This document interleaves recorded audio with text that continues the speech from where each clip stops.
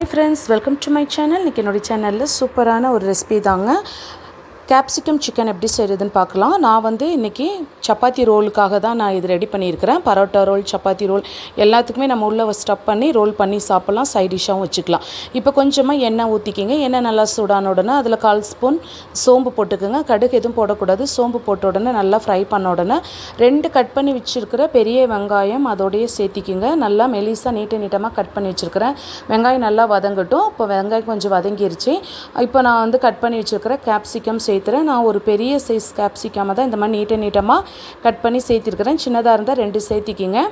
நம்ம வந்து வெங்காயமும் கேப்சிகமும் நல்லா வதங்கின கடைசியில் ஒரு 1/2 ஸ்பூன் வந்துட்டு நம்ம சால்ட்டு சேர்த்திக்கலாங்க. உப்பு சேர்த்திட்டு திருப்பியுமே நம்ம வந்துட்டு 1 நிமிஷம் நல்லா வதக்கி விடணும். வெங்காயமும் கேப்சிகமில் இருக்கிற பச்சை ஸ்மெல் போகிற வரைக்குமே நல்லா வதக்கி விட்டுருணுங்க. இப்போ வந்து சிக்கன் சேர்த்துலாம்.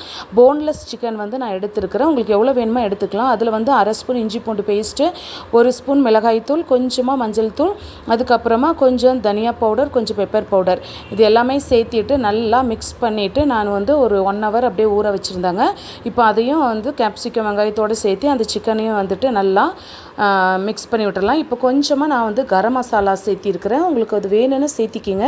கரம் மசாலா இல்லைன்னா சிக்கன் மசாலா, இது 2ல் வந்துட்டு எது வேணாலும் சேர்த்திக்கலாம். சேர்த்திட்டு திருப்பியும் வந்துட்டு நல்லா தண்ணி எதுவுமே ஊற்றாமல் நம்ம கொஞ்சம் வந்து நல்லா மிக்ஸ் பண்ணி விடணும். இப்போ நான் வந்து சிக்கன் மசாலா ஒரு 1/2 ஸ்பூன் சேர்த்திருக்கிறேன்.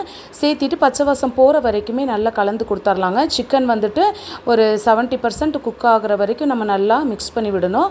அதுக்கப்புறமா நம்ம வந்து ஒரு 1/4 டம்ளர் தண்ணி ஊற்றினா போதுங்க. தண்ணி தெளிப்பாங்கன்னு சொல்லுவீங்களா, அந்த மாதிரி தெளித்து விட்டாலே போதும். நான் ஒரு 1/4 டம்ளர் தண்ணி ஊற்றி சிக்கன் வேகிறதுக்காக நான் வந்துட்டு அவ்வளோதான் ஊற்றிருக்கிறேங்க. இப்போ மூடி போட்டு திருப்பி நான் வேக வச்சுட்டேன். இப்போ பாருங்கள், சிக்கன்லேருந்து கொஞ்சம் எக்ஸ்ட்ராவே தண்ணி விட்டுருச்சு. இப்போ நல்லா அது வந்து ட்ரை ஆகிற வரைக்கும் சிக்கன் வேகணும். இப்போ நான் வந்து க்ரீன் சில்லி சாஸ் வந்து ஒரு ஸ்பூன் எடுத்துருக்கிறேன்.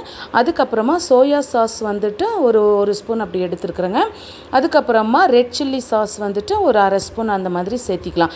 சேர்த்திட்டு நல்லா மிக்ஸ் பண்ணி விட்டுடணுங்க. ஏன்னா அப்போ தான் வந்துட்டு உங்களுக்கு அந்த ரா ஸ்மெல்லாம் போகும். லாஸ்ட்டாக வந்துட்டு கொத்தமல்லி தழை இருந்தால் கட் பண்ணி சேர்த்திக்கிங்க. நான் வந்து இந்த ஆரிகானோ இருந்துச்சு, அது வந்துட்டு ஒரு பேக்கெட் கட் பண்ணி அதில் கொஞ்சமாக சேர்த்திருக்கிறேன். ஃப்ளேவருக்காகத்தான், வேறு எதுவும் இல்லை.